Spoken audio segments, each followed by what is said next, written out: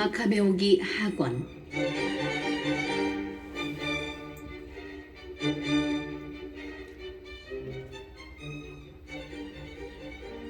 1장. 예루살렘과 유다 지방에 사는 유다인 형제들이 이집트에 사는 유다인 형제들에게 인사드리며 참 평화를 빕니다. 하느님께서 여러분에게 선을 베풀어 주시고 당신의 충실한 종들인 아브라함과 이삭과 야곱과 맺으신 당신의 계약을 기억해 주시기를 바랍니다. 또한 여러분 모두에게 당신을 섬기고 큰 정성과 기꺼운 영으로 당신의 뜻을 실천하려는 마음을 주시기를 바라며 당신의 율법과 계명에 여러분의 마음을 열어주시고 평화를 이루어 주시기를 빕니다.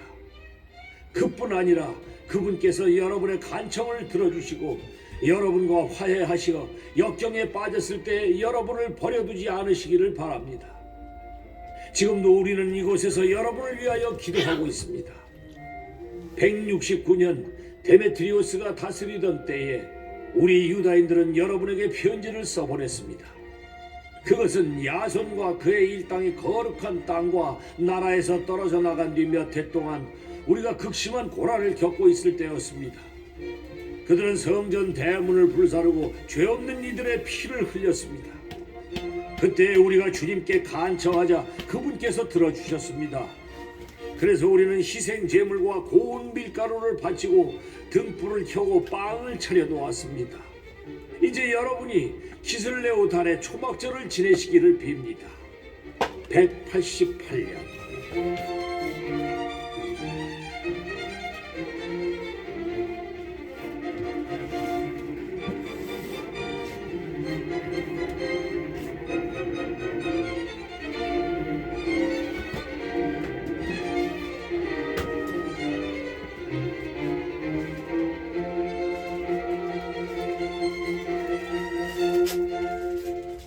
예루살렘과 유다에 사는 사람들과 원로단과 유다가 프톨레마이오스 임금의 스승이며 기름 부음 받은 사제 가문 출신인 아리스토블로스님과 이집트에 사는 유다인들에게 인사드리며 건강을 빕니다.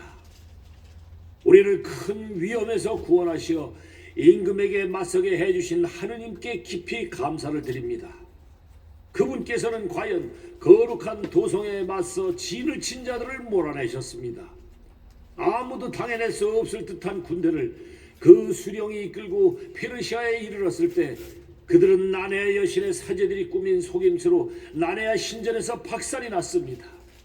그때 안티오코스는 그 여신과 혼인한다는 구실로 벗들과 함께 그곳에 갔었습니다. 그는 혼인 지창금 명목으로 그곳에 많은 보화를 차지하려는 것이었습니다.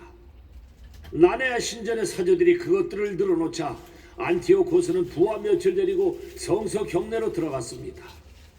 그가 들어서자마자 사제들이 신전 문을 잠가버렸습니다. 그리고 천장에서 비밀문을 열고 벼락처럼 돌을 내리던져 그 수령과 부하들을 쓰러뜨린 다음 사지를 찢고 머리는 잘라 밖에 있는 자들에게 내던졌습니다. 사악한 자들에게 벌을 내리신 우리 하느님께서는 모든 일에서 찬미 받으소서. 우리는 기슬레오 달 25셋 날에 성전 정결 예식을 거행하려고 합니다.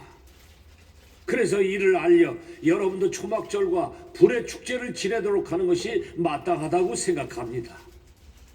그 불은 느헤미야가 성전과 제단을 세우고 희생 제물을 바칠 때에 나타난 것입니다.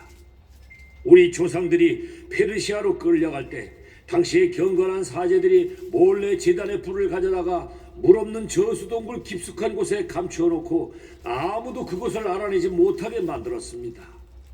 오랜 세월이 흘러 하느님께서 보시기에 알맞은 때가 되자 페르시아 임금의 명을 받고 파견된 느헤미야가 그 불을 감추어둔 사제들의 후손들을 보내어 그것을 가져오게 하였습니다. 그러나 그들이 불은 찾지 못하고 진한 액체만 있더라고 우리에게 보고하자 느헤미야는 그것을 떠오라고 분부하였습니다. 희생 제물을 바칠 준비가 되었을 때 느헤미야는 사제들에게 나무와 그 위에 놓인 것에 그 액체를 뿌리라고 명령하였습니다. 그대로 한 다음에 시간이 흐르자 그때까지 구름에 가렸던 해가 비치면서 큰 불이 일었습니다. 그래서 모두 놀랐습니다. 희생 제물이 타는 동안 사제들은 기도를 바쳤는데 사제들뿐 아니라 모든 이도 함께 하였습니다. 요나탄이 선창을 하고 나머지 사람들이 느헤미야를 따라 화답을 하였습니다. 그 기도는 이러하였습니다. 주님, 주 하느님, 만물의 창조자, 경애로우시고 강하시며 의로우시고 자비하신 분, 홀로 임금이시며 선하신 분, 홀로 아낌없이 베푸시는 분, 홀로 의로우시고 전능하시며 영원하신 분, 이스라엘을 모든 불행에서 구해주시는 분, 저희 조상들을 선택하시어 거룩하게 하신 분, 당신의 백성인 온 이스라엘을 위하여 바치는 이 희생 제물을 받으시고 당신의 이 몫을 지켜주시며 거룩하게 해주소서. 흩어진 저희 결례를 한데 모으시고 이 민족들 사이에서 종살이하는 이들을 해방시켜 주시며 배척받고 멸시받는 이들을 굽어보시어 당신께서 저희의 하느님이심을 이 민족들이 알게 해주소서. 저희를 억누르며 오만하게 의스대는 자들에게 벌을 내리소서. 모세가 말한 대로 당신의 백성을 당신의 거룩한 곳에 뿌리내리게 해주소서.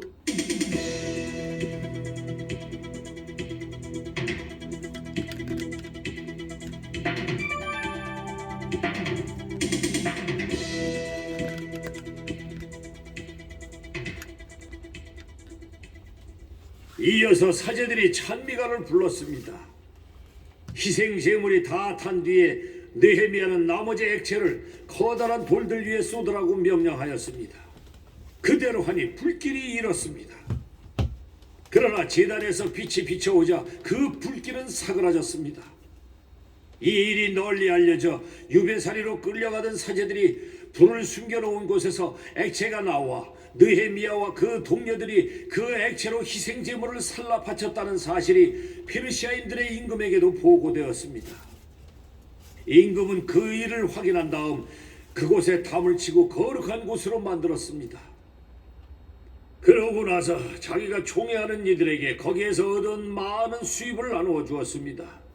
느헤미야와 그 동료들은 그 액체를 넵타르라고 불렀는데 그것은 정화라는 뜻입니다. 그러나 그것을 나프타라고 하는 사람이 많습니다.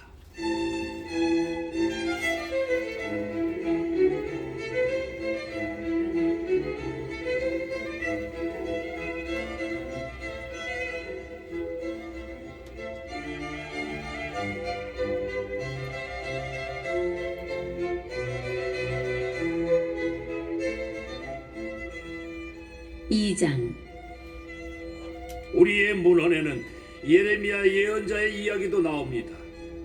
그는 앞에서 말한 그 불을 조금 가져가라고 유배자들에게 명령하였습니다. 그리고 예언자는 유배자들에게 율법서를 준 다음 주님의 계명을 잊지 말고 금과 은으로 만든 우상들과 그 장식물을 보면서 생각만으로라도 현혹되지 말라고 지시하였습니다. 그 밖에도 비슷한 말로 그들의 마음에서 율법이 떠나지 않게 하라고 타일렀습니다. 같은 문헌에 이러한 이야기도 있습니다. 예레미야 예언자는 신탁을 받고 나서 사람들에게 천막과 계약궤를 들고 자기를 따라오라고 명령하였습니다. 그리고 모세가 올라가 하느님의 상속 제사를 본 그 산으로 갔습니다. 거기에 가서 예레미야는 동굴집을 발견하고 천막과 계약궤와 분향 제단을 그곳에 안치하고 나서 입구를 막아버렸습니다. 그를 따라간 몇 사람이 길을 표시해 두려고 다가갔지만 그곳을 찾을 수가 없었습니다. 예레미야가 그것을 알고 그들을 꾸짖고 나서 이렇게 말하였습니다. 그 장소는 하느님께서 백성을 다시 한데 모으시어 자비를 보이실 때까지 알려지지 않은 채로 남아 있어야 한다. 그때에 가서야 주님께서는 저 물건들을 드러내실 것이다. 그리고 모세 위에 나타났듯이 솔로몬이 그 장소가 특별히 성화되도록 청하였을 때에 나타났듯이 주님의 영광과 구름도 나타날 것이다.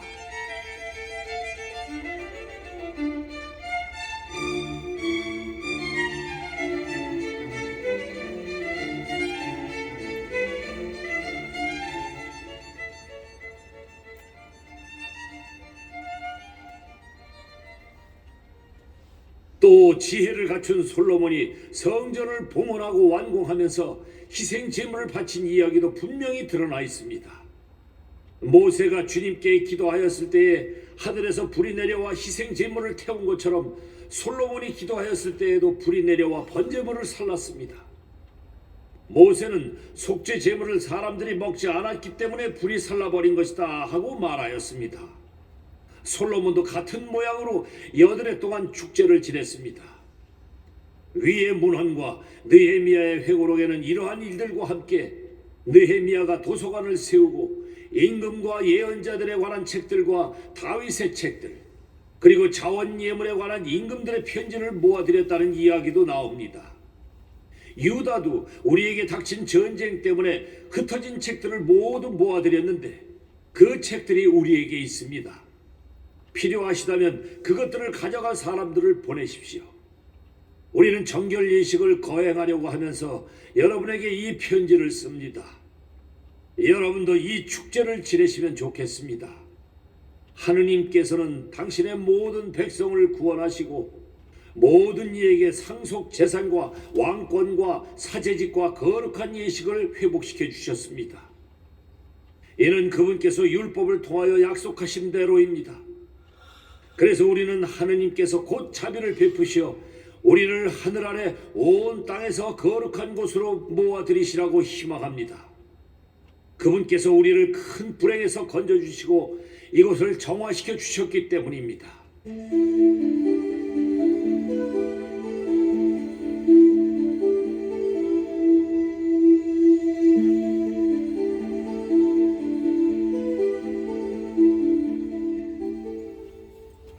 유다 마카베오와 그 형제들의 이야기, 대성전의 정화와 제단의 봉헌, 안티오코스 에피파네스와 그의 아들 에오파토르와 치른 여러 전쟁, 유다교를 위하여 용감하게 싸운 영웅들에게 하늘에서 내린 현시들, 그리고 그 덕분에 그들이 얼마 되지 않은 수로 이 땅 전체를 차지하고 야만스러운 무리들을 몰아내어 온 세상에 이름난 성전을 되찾고 이 도성을 해방시켰으며 폐기되어 가던 법을 다시 확립한 이야기, 이렇게 주님께서 당신의 크신 자비로 그들을 대해주신 이야기를 키레네의 야손이 5권의 책으로 펴냈다. 우리는 이것을 한 권의 책으로 요약하려고 한다. 사실 통계 숫자가 너무 많고 자료가 방대하여 이 역사 이야기에 몰입하려는 이들에게 어려움이 있으리라고 여겨 우리는 이 책을 읽으려는 이들에게 즐거움을 주고 외우려는 이들에게 편의를 주며 모든 독자에게 이익을 주는 것을 목표로 삼았다. 요약하는 고역을 맡은 우리에게 그것은 쉬운 일이 아니었다.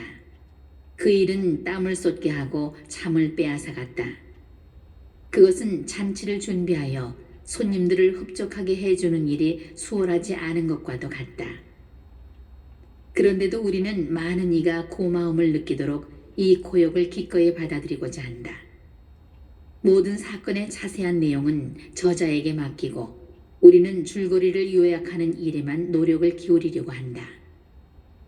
새 집을 짓는 건축가는 집 전체를 살펴야 하지만 칠하는 일과 꾸미는 일을 맡은 이는 장식에 필요한 것이 무엇인지에 주의를 기울여야 한다. 우리의 경우도 마찬가지라고 생각한다. 어떤 사건으로 들어가서 그 일을 두루 살펴보고 각 부분을 자세히 다루는 것은 원 역사가가 할 일이다. 그러나 이야기를 다시 편집하는 이에게는 간결한 표현을 쓰고 사건의 세밀한 내용은 생략하는 것이 허용되어야 한다. 이상 말한 것에 덧붙일 필요 없이 이제 이야기를 시작하자. 역사를 요약한다고 하면서 그 역사의 머리말을 길게 늘어놓는 것은 어리석은 일이다.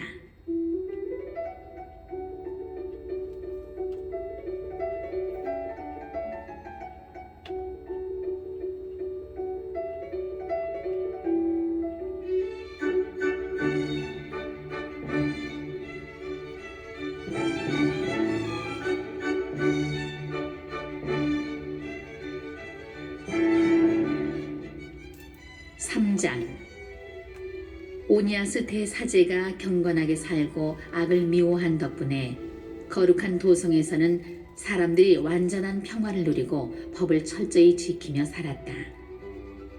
그때에는 임금들까지도 성소를 존중하고 최상의 선물을 보내면서 성전을 영화롭게 하였다.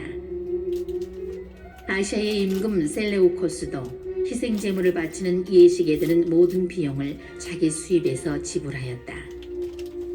베냐민 가문 출신으로 성전의 관리 책임자였던 시몬이라는 자가 있었는데 이 도성의 시장 운영과 관련하여 대사제와 의견 대립을 보였다. 그는 오니아스를 꺾을 수 없었으므로 그때 코일레시리아와 페니키아의 총독으로 있던 트라세우스의 아들 아폴로니우스에게 가서 예루살렘의 금고에는 엄청나게 많은 돈이 가득 차 있어 그 액수를 헤아릴 수 없는데 그 돈은 희생제물에 드는 비용이 아니므로 임금의 권한 아래 둘 수 있다고 일러 바쳤다.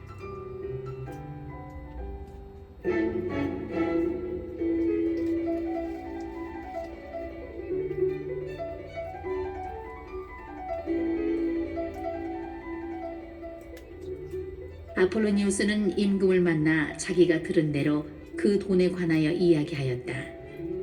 임금은 행정을 책임진 헬리오도로스를 뽑아 파견하며 앞에서 말한 그 돈을 가져오라고 명령하였다. 헬리오도로스는 곧 여행을 시작하였다. 그 여행은 코일레시리아와 페니키아의 성읍들을 시찰하려는 것처럼 보였지만 사실은 임금의 계획을 이루려는 것이었다. 예루살렘에 이르러 이 도성의 대사제에게 영접을 받은 그는 자기가 들은 정보를 제시하며 무슨 이유로 이곳에 왔는지 설명하였다. 그리고 그것이 사실 그대로인지 물었다. 대사제는 금고의 돈이 일부는 과부와 고아들을 위한 기금이고 일부는 토비아의 아들로서 높은 지위에 있는 히르카노스의 기금이며 또 사악한 시몬이 거짓으로 보고한 것과는 달리 그 돈은 다 해서 은 400탈렌트와 금 200탈렌트밖에 안 된다고 밝혔다. 그리고 성소의 거룩함과 온 세상이 존중하는 성전의 위엄과 그 불가침성을 믿는 이들에게 잘못을 저지르는 일은 절대로 있을 수 없다고 말하였다.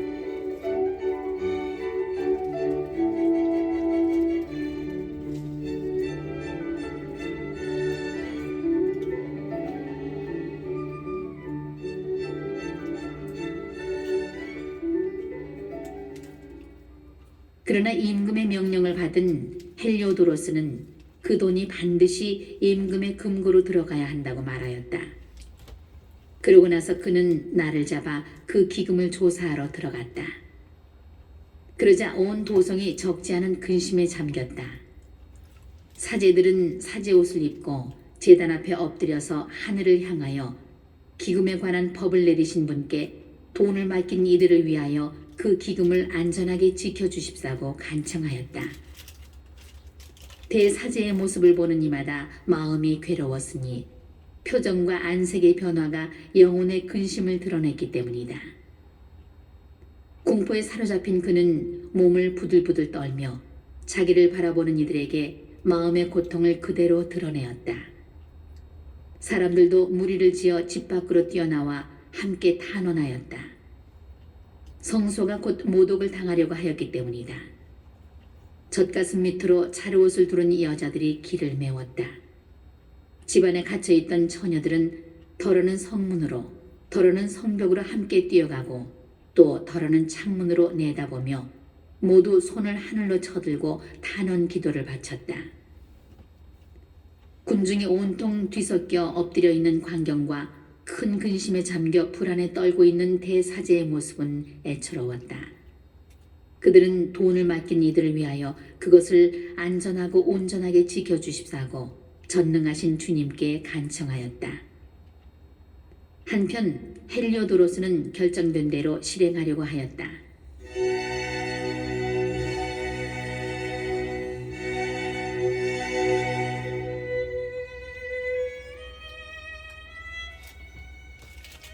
헬리오도로스가 호위병들과 함께 금고에 다가갔을 때 영들과 모든 권세의 지배자께서 장엄한 현현이 이루어지게 하셨다.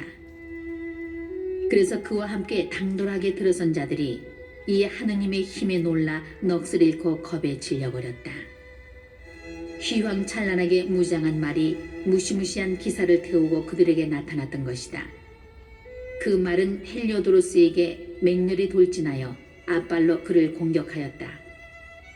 그 말을 타고 나타난 기사는 황금 갑옷을 입고 있었다. 그리고 다른 두 젊은이도 나타났는데 그들은 아주 건장하고 출중한 미남이었으며 눈부신 옷을 입고 있었다. 그들은 헬리오도로스 양쪽에 한 사람씩 서서 채찍으로 그를 쉴 새 없이 때려 그에게 많은 상처를 입혔다. 그러자 갑자기 그가 쓰러지고 짙은 어두움이 그를 덮었다. 사람들이 그를 들것에 올려놓았다. 그들은 무기를 내려놓고 조금 전에 그 많은 수행원과 그 모든 호위병을 거느리고 앞에서 말한 금고에 들어갔다가 이제는 자기 몸도 가눌 수 없게 된 그를 옮겨갔다. 모두 하느님의 권능을 똑똑히 깨달았던 것이다.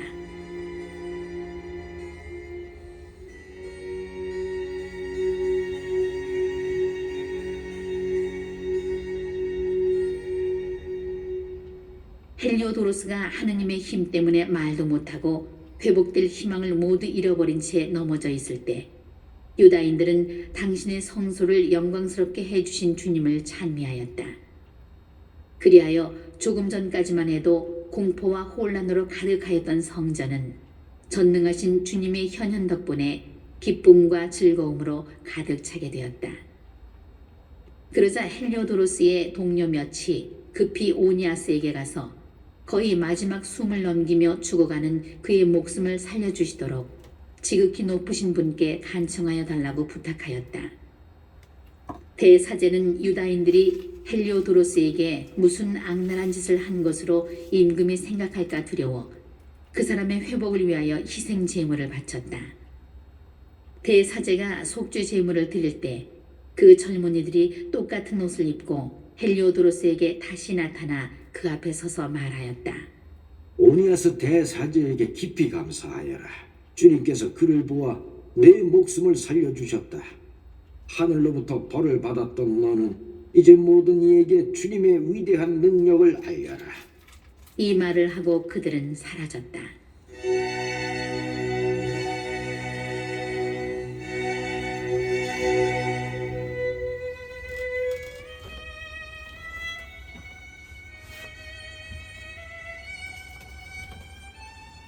헬리오도로스는 주님께 희생 제물을 바치고 목숨을 살려주신 그분께 장엄한 소원을 한 다음 오니아스와 작별하고 나서 군대를 이끌고 임금에게 돌아갔다. 그는 모든 이에게 자기가 본 대로 지극히 위대하신 하느님의 일들을 증언하였다. 임금이 헬리오도로스에게 예루살렘에 다시 한번 사람을 파견하려면 누가 좋겠느냐고 묻자 그가 이렇게 대답하였다. 임금님께 맞서는 자나 정권에 반기를 드는 자가 있으면 그를 거기에 보내십시오. 설령 살아나온다 하여 호되게 채찍질을 당하고 돌아올 것입니다. 그곳 주변에는 정말 하느님의 어떤 힘이 있습니다. 하늘에 거처가 있는 그분께서 친히 그곳을 지켜보고 도와주시며 악한 짓을 하러 그곳에 다가가는 자들은 내리쳐 없애버리십니다. 헬리오도로스와 금고 수호에 관한 이야기는 이렇게 끝났다.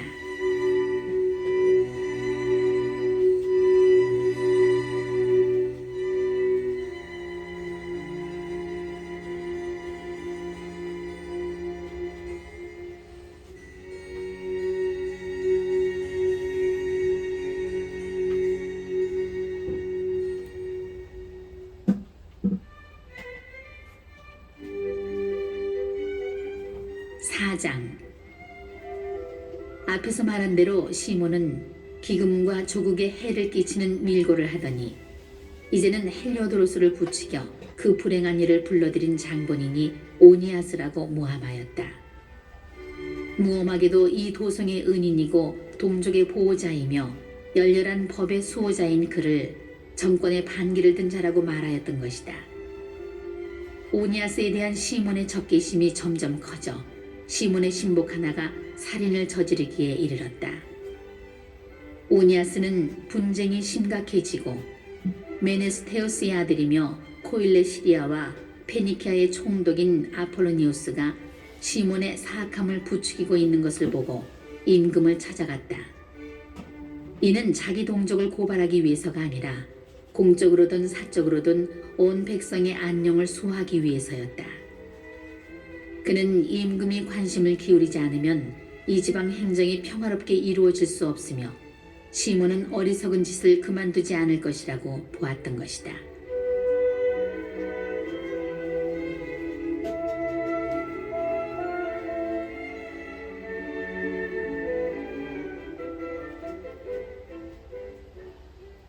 셀레우코스가 생을 마감하고 에피파네스라고 하는 안티오코스가 왕좌를 이어받았을 때 오니아스의 동생 야손이 부정한 방법으로 대사제직을 차지하였다. 야손은 임금을 아련하는 자리에서 은 360탈렌트와 또 다른 수입에서 80탈렌트를 바치겠다고 약속하였다. 그것에 덧붙여 자기의 고난으로 체육관과 청년 학교를 설립하고 예루살렘 주민들을 안티오키아 시민으로 등록하도록 임금이 승낙해 준다면 150탈렌트를 더 바치겠다고 언약하였다. 임금의 허락을 받은 야손은 그 직위에 오르자마자 동족의 생활 방식을 그리스식으로 바꾸었다. 그는 유다인들이 에우폴레모스의 아버지 요한을 통하여 다른 임금들에게서 얻은 특전들을 폐기시켰다. 요한은 전에 로마인들과 우호 동맹을 맺기 위하여 사신으로 갔던 사람이다. 야손은 법에 맞는 생활 양식을 없애버리고 법에 어긋나는 새 관습들을 끌어들였다. 그는 신이 나서 성체 바로 밑에 체육관을 세우고 가장 뛰어난 청년들에게 그리스식 모자를 쓰게 하였다. 이렇게 사악한 사이비 대사제 야손의 극심한 폐륜으로 그리스화와 이국 풍습의 도입이 극에 달하였다. 그리하여 사제들은 제단에서 봉사하는 일에 열성이 없어져 성전을 경시하고 희생제물 바치는 일을 소홀히 하였다. 징이 울리기가 바쁘게 그들은 레슬링 경기장으로 달려가 법에 어긋나는 경기에 참여하였다. 그들은 이렇게 조상들이 명예롭게 여긴 것을 멸시하고 그리스인들이 영광스럽게 여기는 것을 가장 훌륭하다고 생각하였다. 바로 그 때문에 무서운 재앙이 그들에게 닥쳤다. 그들이 그리스인들의 생활 풍습을 열심히 따르고 모든 면에서 저들과 같아지려 하였지만 그리스인들은 그들을 적대시하고 억압하였던 것이다. 사실 하느님의 법을 무시하는 것은 가벼운 일이 아니다. 다음 시대가 그 사실을 밝혀줄 것이다. 매 해마다 티로에서 열리는 경기에 임금이 참관하였는데 비열한 야손은 예루살렘의 안티오키아 시민들을 대표하는 사절들을 뽑아 파견하면서 헤라클레스 신에게 희생제물을 바칠 비용으로 은 300드라크마도 가져가게 하였다. 그러나 그 돈을 가져가는 이들은 그 돈을 희생제물의 비용으로 쓰는 일이 합당하지 않으므로 다른 데에 써야 한다고 생각하였다. 그리하여 그 돈을 보낸 자는 헤라클레스 신에게 희생제물을 바치는 데에 쓰라고 하였지만 그것을 가져가는 이들의 결정에 따라 3단노를 갖춘 군선을 만드는 데에 사용되었다. 메네스테우스의 아들 아폴로니우스가 필로메토르 임금의 즉위식에 참석하도록 이집트로 파견되었을 때 안티오코스는 필로메토르가 자기의 정권에 적대감을 품고 있다는 말을 듣고 자기 안전을 위한 조치를 취하였다. 그리하여 야포에 갔다가 예루살렘으로 올라왔다. 그는 야손과 이 도성 주민들이 횃불과 환성으로 성대하게 환영하는 가운데 이곳으로 돌아왔다. 그러고 나서 그는 군대를 이끌고 페니키아로 진군하였다. 새해 뒤에 야손은 앞에서 말한 시몬의 동생 메넬라우스를 보내어 임금에게 돈을 가져가고 몇 가지 필요한 일에 관하여 결정을 받아오게 하였다. 그런데 메넬라우스는 임금에게 인도되자 자신을 권위 있는 것처럼 내세우고 야손보다 은 300탈렌트를 더 바쳐 대사제직을 확보하였다. 그는 어명을 받고 돌아왔지만 대사제직을 맡을 자격이 없는 자였다. 잔인한 폭군의 기질과 사나운 야수처럼 포악한 성격을 지니고 있었던 것이다. 그리하여 친동기마저 몰아낸 야손은 자기도 다른 사람에게 몰려서 도망자가 되어 암몬 지방으로 쫓겨가게 되었다. 메넬라우스는 대사제직을 차지하고 있으면서도 임금에게 약속한 돈을 제대로 바치지 않았다. 그래서 성체의 장수인 소스트라토스가 그 돈을 바치라고 독촉하였다. 세금을 거두어 들이는 것이 그의 책임이었던 것이다. 두 사람은 그 사건 때문에 임금에게 불려갔다. 그래서 메넬라우스는 자기 동기 리시마코스를 대사제 대리로 앉히고 소스트라토스는 키프로스 군을 통솔하는 크라테스를 대리로 앉혔다. 이러한 일들이 일어나는 동안 타르수스와 말루스 사람들은 자기들의 성읍이 임금의 후궁 안티오키스에게 선물로 넘겨진 것을 알고 폭동을 일으켰다. 그래서 임금은 고관들 가운데 하나인 안드로니코스를 대리로 세워두고 사태를 수습하러 급히 그리로 갔다. 그러자 메넬라우스는 좋은 기회를 얻었다고 생각하여 성전의 금 기물들을 몇 개 훔쳐서 안드로니코스에게 바쳤다. 그는 이미 티로와 그 주변 여러 성읍에 다른 기물들을 팔아먹은 적이 있었다. 이러한 사실을 분명히 알게 된 오니아스는 안티오키아 근처에 있는 다프네라는 신성 도피처로 들어가 그를 비난하였다. 그래서 메넬라우스는 안드로니코스를 자기 편으로 끌어들여 오니아스를 제거해달라고 요청하였다. 안드로니코스는 오니아스를 찾아가 속임수로 그를 안심시키고 악수하며 맹세까지 하였다. 그래도 계속해서 의심하는 오니아스를 설득하여 신성 도피처에서 나오게 한 다음 정의도 아랑곳하지 않고 그를 바로 죽여버렸다. 그가 불의하게 살해당한 일 때문에 유다인뿐만 아니라 이민족들도 분개하고 슬퍼하였다.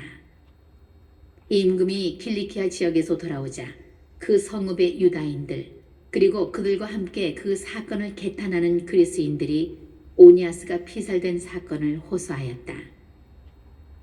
안티오코스는 마음 깊이 애도하고 측은하게 여겼으며 죽은 이의 슬기와 고상한 품행을 생각하며 눈물을 흘렸다. 분노에 휩싸인 안티오코스는 안드로니코스의 자주색 옷을 벗기고 다른 옷까지 찢어버린 다음 그가 오니아스에게 못할 짓을 저지른 바로 그곳까지 온 성읍을 가로질러 끌고 가서 그를 죽여버렸다. 주님께서는 이렇게 그가 마땅히 받아야 할 벌을 내리셨다. 이 도성에서는 하느님을 모독하는 절도 사건이 자주 일어나는데 그것은 메넬라우스의 동조 아래 리시마코스가 저지른 짓이었다. 이미 많은 금기물이 없어졌다는 소문이 널리 퍼지자 군중이 리시마코스를 치려고 몰려들었다. 군중이 분노에 차서 들고 일어나자 리시마코스는 3,000명가량을 무장시키고 나이는 많지만 별로 사력 있지 못한 하우라노스라는 자를 앞장세워 그들에게 악랄한 공격을 퍼붓기 시작하였다. 그러자 그들은 리시마코스가 공격해오는 것을 알고서 어떤 이들은 돌을 짚고 어떤 이들은 몽둥이를 들고 또 어떤 이들은 곁에 있는 재를 움켜쥐고 리시마코스의 부하들에게 닥치는 대로 마구 던졌다. 그 결과 그들은 많은 사람에게 부상을 입히고 더러는 죽였으며 나머지는 모두 내쫓아 도망가게 하였다. 그리고 성전 철도범은 금고 곁에서 죽여버렸다. 이 일로 사람들이 메넬라우스를 고발하였다. 임금이 티로에 도착하였을 때 원로단에서 파견된 세 사람이 임금에게 이 사건을 아뢰었다. 이미 진 것이나 마찬가지인 메넬라우스는 도리메네스의 아들 프톨레마이오스에게 임금을 설득시켜 달라면서 많은 돈을 주겠다고 약속하였다. 그리하여 프톨레마이오스는 바람을 쐬러 나가는 채 하면서 임금을 회랑으로 데려가 나가 그의 마음을 돌리게 하였다. 임금은 그 모든 악의 원인이었던 메넬라우스에 대한 고발을 기각하고 오히려 그 불운한 사람들에게 사형 선고를 내렸다. 그들은 스키티아인들 앞에서 변론하였더라도 무죄로 풀려났을 사람들이었다. 그들은 이 도성과 대중과 거룩한 기물들을 위하여 변론하였다가 느닷없이 부당한 벌을 받게 된 것이다. 그래서 티로 사람들까지도 이 불의한 처사에 혐오감을 드러내며 그들의 장례를 성대하게 지내주었다. 그러나 메넬라우스는 권력자들의 탐욕 덕분에 대사제직을 유지하면서 줄곧 악에 집착하여 동족을 반역하는 원흉이 되었다.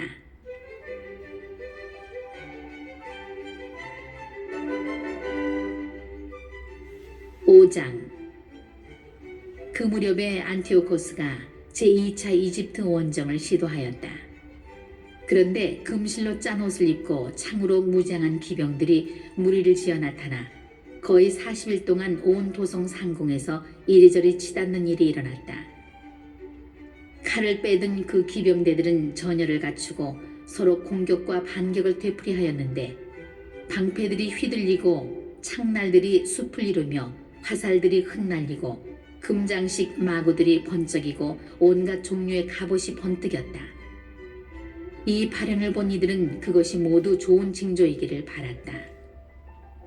그때에 안티오코스가 죽었다는 헛소문이 떠돌았다. 그러자 야소는 1000명이 넘는 군대를 이끌고 갑자기 이 도성에 공격을 퍼부었다. 성벽을 지키던 군사들이 쫓겨가고 마침내 도성이 함락될 지경에 이르렀다. 그래서 메넬라우스는 성체로 달아났다. 야소는 자기 동족을 무자비하게 학살하였다. 그러면서도 그는 동포들을 희생시켜 얻는 성공이 가장 큰 불행이라는 사실을 깨닫지 못하고 자기의 승리가 적군을 누르고 얻은 것이지 동족을 누르고 얻은 것은 아니라고 생각하였다. 그러나 그는 대사제직을 차지하지 못하고 마침내 모반 때문에 수치를 당한 채 다시 암몬 땅으로 달아나고 말았다. 그러고 나서 비참한 최후를 맞았다. 그는 아라비아인들의 통치자 아레타스에게 감금되었다가 모든 이에게 쫓겨 이 성읍 저 성읍으로 도망다녔으며 법을 배신한 자로 미움을 받고 조국과 동족을 박해한 자로 혐오를 받다가 이집트로 쫓겨났다. 수많은 사람을 조국에서 추방하였던 그는 라케데모니아인들에게 건너가서 조상이 같다는 사실에 호소하며 피난처를 구해보려고 하였으나 이국 땅에서 죽고 말았다. 많은 사람을 묻어주지 않고 내던져버렸던 그가 죽자 아무도 곡해주지 않았고 어떠한 장례식도 치러주지 않았다. 이렇게 그는 조상의 무덤에 함께 묻히지 못하였다.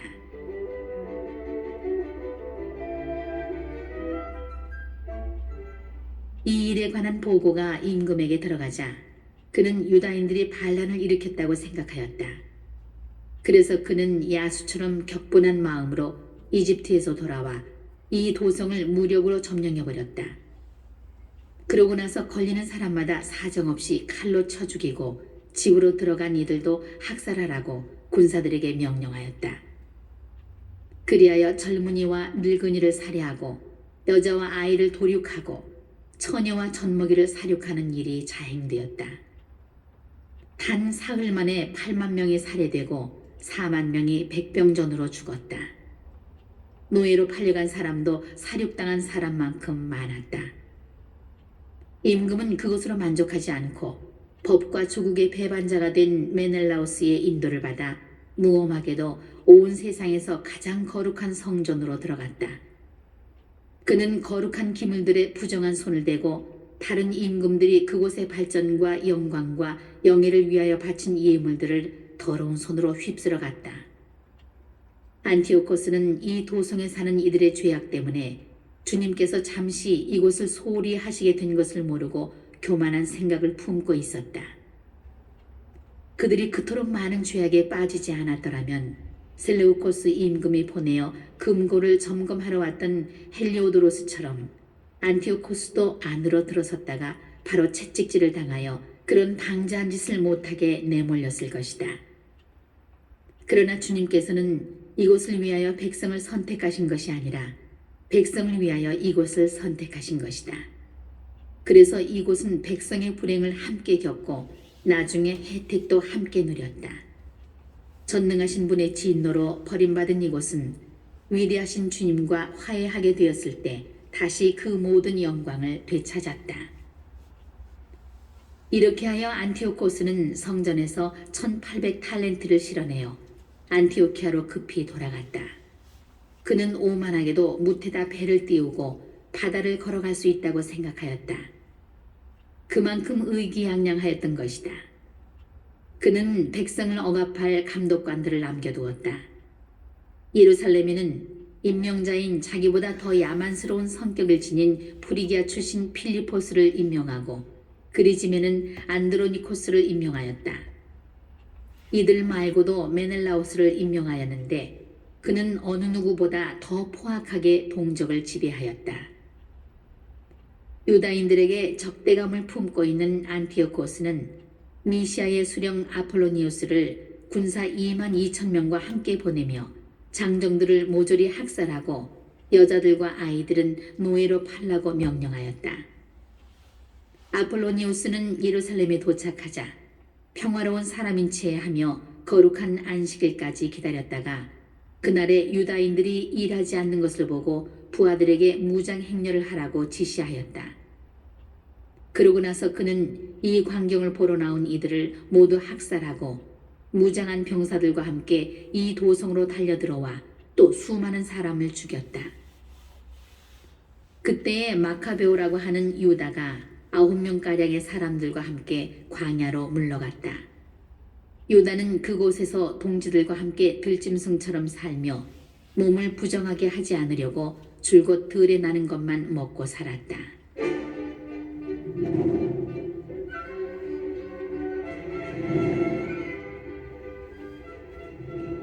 6장. 그 뒤에 얼마 되지 않았을 때 임금은 아테네의 원로 한 사람을 보내어 유다인들이 조상들의 법을 버리고 하느님의 법대로 살지 못하도록 강요하였다. 또한 예루살렘에 있는 성전을 부정하게 만들고 그곳을 올림포스의 제우스 신전이라고 부르게 하였으며 그리즘에 있는 성전은 그곳에 사는 이들이 하는 대로 나그네의 수호신 제우스의 신전이라고 부르게 하였다. 이렇게 악은 혹독하고 극도로 가혹하게 맹위를 떨쳤다. 성전은 이 민족들의 방탕과 향락으로 가득 찼다. 그들은 성전 경내에서 창녀들과 놀아나고 여자들과 잠자리를 같이 하였다. 그리고 부당한 것들을 끌어들였다. 제단은 법으로 금지된 부정한 것들로 가득 찼다. 사람들은 안식일을 지낼 수도 없고 조상 때부터 전해오는 축일도 지킬 수 없었으며 스스로 유다인이라고 할 수조차 없었다. 게다가 달마다 임금의 생일이 되면 끌려가서 지독한 강요를 받아 이교 제사에 참석할 수밖에 없었다. 또 디오니소스 축일이 되면 담쟁이 덩굴로 엮은 관을 쓰고 디오니소스를 찬양하는 행렬을 하도록 강요받았다. 프톨레마이스 시민들의 제안으로 이웃 그리스 성읍들에도 칙령이 반포되었다. 그 칙령은 유다인들을 탄압하는 똑같은 정책을 써서 이교 제사에 참석하게 하고 관습을 그리스식으로 바꾸기를 거부하는 이들을 죽이라는 것이었다. 그래서 환란이 닥친 것을 누구나 알게 되었다. 어떤 여자 둘은 아들에게 할례를 베풀었다고 해서 끌려 나왔다. 그 여자들은 아기를 가슴에 매단 채 성읍 이곳저곳으로 끌려다니다가 성벽 위에서 아래로 내던져졌다. 다른 이들은 근처 동굴에 모여서 몰래 7째 날을 지내다가 필리포스에게 고발되어 한꺼번에 화형을 당하였다. 그들은 성스러운 날을 존중하여 자신들을 방어하는 일조차 삼갔던 것이다.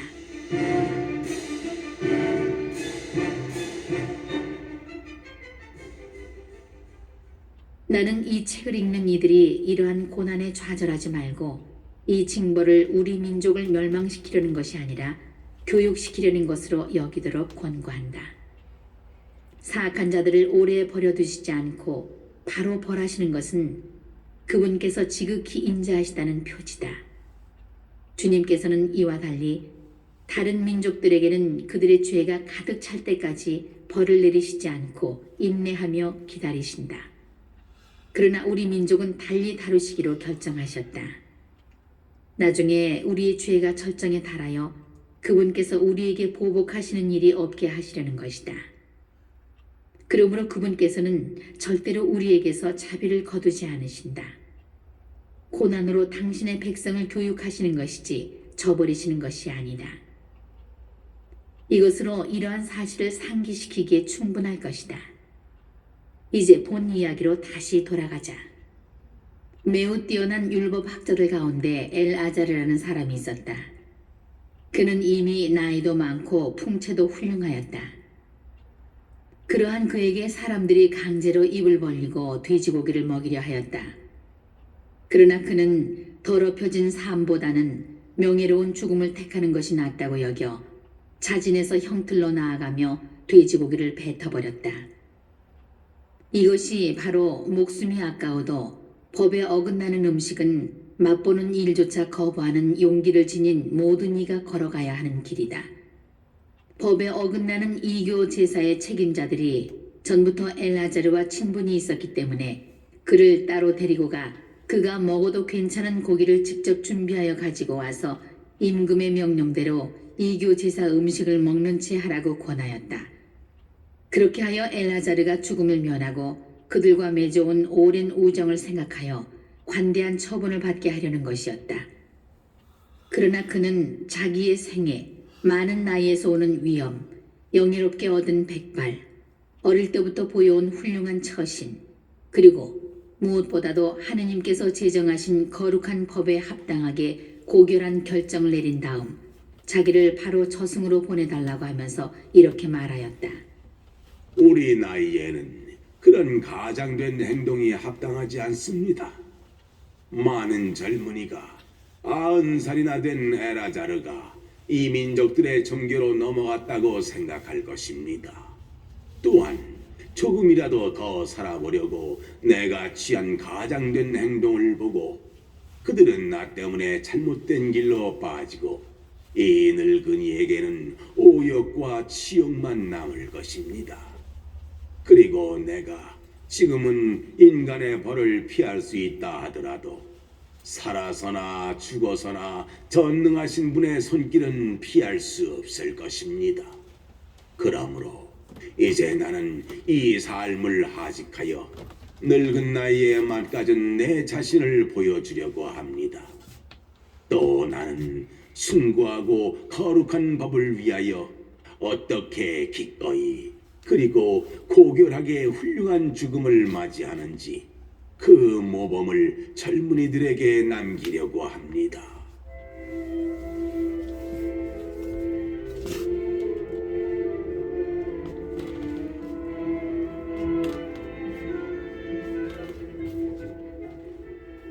이렇게 말하고 나서 그는 바로 형틀로 갔다.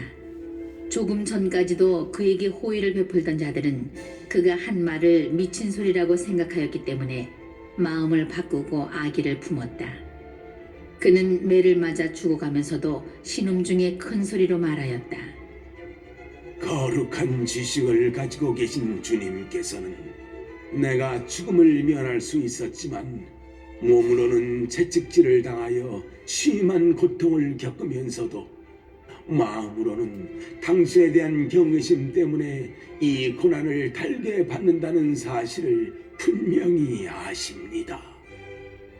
이렇게 그는 젊은이들뿐 아니라 온 민족에게 자기의 죽음을 고결함의 모범과 덕의 귀감으로 남기고 죽었다.